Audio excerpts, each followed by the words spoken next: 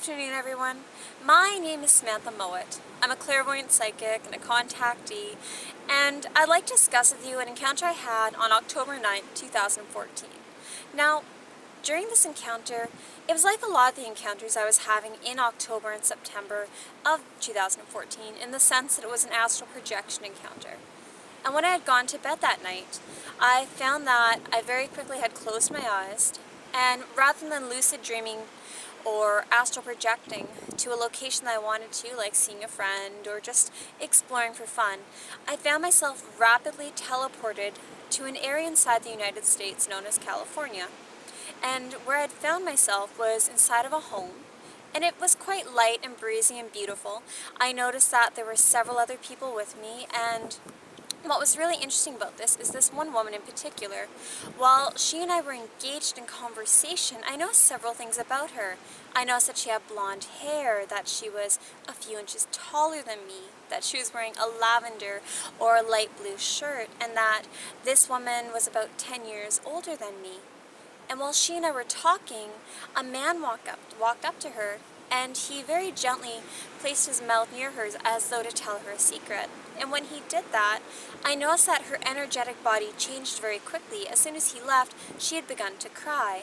And as I leaned in to comfort this woman, that's when I noticed that the section above her lip, all the way up into her cheek, was no longer flesh as it had been a moment ago, but it had now changed to being a gray scale. And without thinking, I thought in my mind, "Ooh, do that again. I need to get your scales right for my drawing." And as soon as I thought that, she regained composure. And then the scale pattern disappeared. A few moments later, I found myself back within my body. And when I sat there in bed, I thought, okay, well, what have I done differently? Why would this have happened?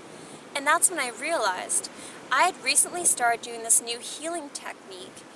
And what I was doing was I was connecting in towards source and pulling massive amounts of source energy into my body, acting as a grounding channel between the outside of Earth source down to the center of the Earth, and sending that energy out in all directions until it met back at me, to one and all beings upon this planet.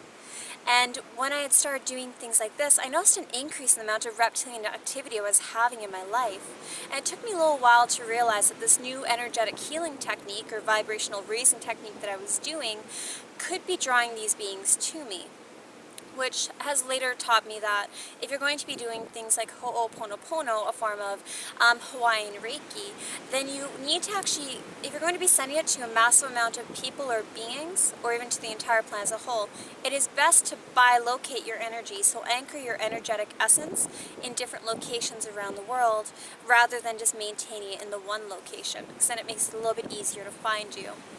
But that's something I'll teach you at a later date. My battery's about to die, so it was lovely talking to you. Peace, love, and light. Bye.